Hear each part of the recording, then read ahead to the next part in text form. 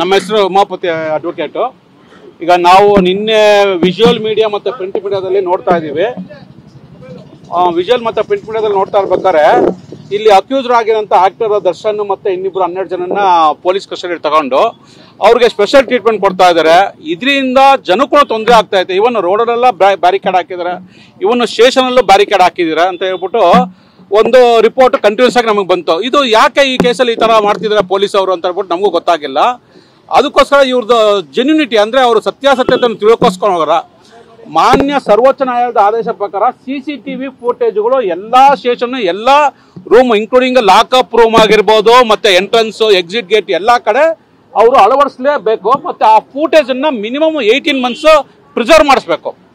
Sandesh laundry business ಮೂಲಕ ತಿಂಗಳಿಗೆ 1 ಲಕ್ಷದವರೆಗೆ ಗಳಿಸ್ತಿದ್ದಾರೆ. ನೀವು ಕೂಡ ಅವರಿಂದ ಕಲಿಬೇಕಾ?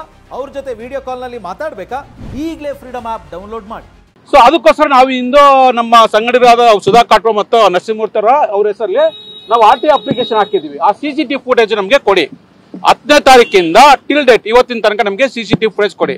ಅವಾಗ ನಮಗೆ ಗೊತ್ತಾಗುತ್ತೆ ಯಾವ ರೀತಿ ಅವರಿಗೆ ನಿಜವಾಗ್ಲೂ ಫೇರ್ ಅಂಡ್ ಇನ್ವೆಸ್ಟಿಗೇಷನ್ ಮಾಡ್ತಾ ಇದಾರ ಅಥವಾ ಸ್ಪೆಷಲ್ ಟ್ರೀಟ್ಮೆಂಟ್ ಕೊಡ್ತಾ ಇದಾರ ಏನು ಅಂತ ಹೇಳ್ಬಿಟ್ಟು. ಮತ್ತೆ ಇನ್ನೂ 2 ಅಪ್ಲಿಕೇಶನ್ ಅಲ್ಲಿ ಸೆಕ್ಷನ್ 144 ಹಾಕೋಕೆ ನೆಸೆಸರಿ ಏನಿದೆ, ಪೊಲೀಸ್ ಸ್ಟೇಷನ್ಗೆ ಸೆಕ್ಯೂರಿಟಿ ಬೇಕು ಅಂತ ಯಾವ ನೀಡಿದೆ. ಅದಕ್ಕೋಸ್ಕರನೇ ಈಗ ಇವರು 144 ಸ್ಟೇಷನ್ಗೆ ಆಗ್ತದೆ ಅಂದ್ರೆ ಜನಗೆ ಹೆಂಗೆ ರಕ್ಷಣೆ ಮಾಡ್ತಾರೆ.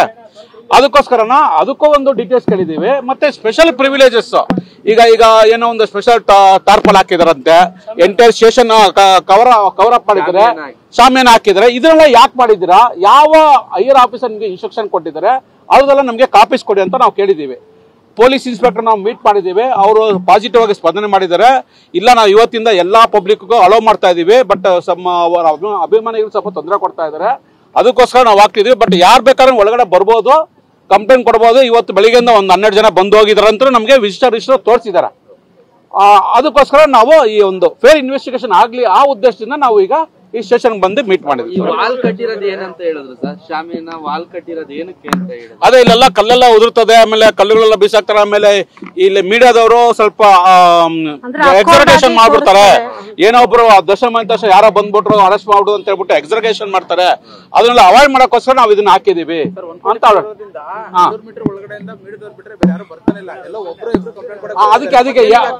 ಅದಕ್ಕೆ ನಾವು ಕೇಳಿದ್ವಿ. ಈಗ ಪೊಲೀಸ್ ಕಮಿಷನರ್ ಪ್ರಕಾರ ಅವ್ರೇನು ವಾಪಸ್ ತಗೊಂತಾ ಇದೀನಿ ಅಂತ ಹೇಳಿದಾರೆ. ಬಟ್ ನಮ್ಗೆ ಇನ್ನೂ ರೈಟಿಂಗ್ ಅಲ್ಲಿ ಇಲ್ಲ, ಆರ್ಡರ್ ಇಲ್ಲ. ಕೊಡ್ಲೇಬೇಕು. ನಾವು ಅಪ್ಲಿಕೇಶನ್ ಕೊಟ್ಟಿದೀವಿ, ಅದಕ್ಕೆ ಅವ್ರು ರಿಪ್ಲೈ ಕೊಡ್ಲೇಬೇಕು.